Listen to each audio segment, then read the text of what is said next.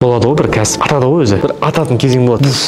Күш көтереді. Сол кездегі көзіне қарасаң, көз жайнап, ми жыбырлап бастайды ғой. Мидың жыбырламаған, жұмыс істемеген бөлшектері жыбырлап, ауқымды ойлап, сөйтеді не істейді? Бірінші кезекте көлік алып барып салоннан. Өзінің нәпсінің қалауындағы бір қымбат нәрсені алып алады. Сұрақ туындайды, неге? Не үшін ондай әрекетке барады? Бұл жерде бірақ жауап енді бірінші өзінің кішкентай кезінен бастап қалып қойған бір орындалмай қалған армандарын орнын толтыру үшін істейді. Бірақ оны ол істемейтін еді, егер өзінің кәсібінің болашағын көрсе. Көп кәсіпкерлер кәсібінің стратегиясын ұзаққа көрмегеннен кейін сөйтеді. Егер мен кәсібімнің болашағын 5 жылға нақты көре алсам, ол 5 жылға қалай жететінімді жолдарын бәрі маршруты менен нақты болса, менде қолыма ақша түссе менде уақыт жоқ. Ол нәпсінің қалауын жабуға. Мен өйткені соған жетуім үшін маған не керек екендігі нақты тұр. Мен ақшаның бәрін болашаққа саламын. Өнімге, командаға, белгілі бір помещениеға салуым мүмкін. Бірақ мен салған нәрсем мен 5 жылдан кейінгі нәрсеге алып келу керек та. Неге біз ақшамызды ойға салмаймыз? Өйткені біз 5 жылдан кейін компаниямызды көрмейміз. Сол үшін кәсіпкер үшін өзінің 5 жылдан кейінгі картинасын нақты көру өте маңызды.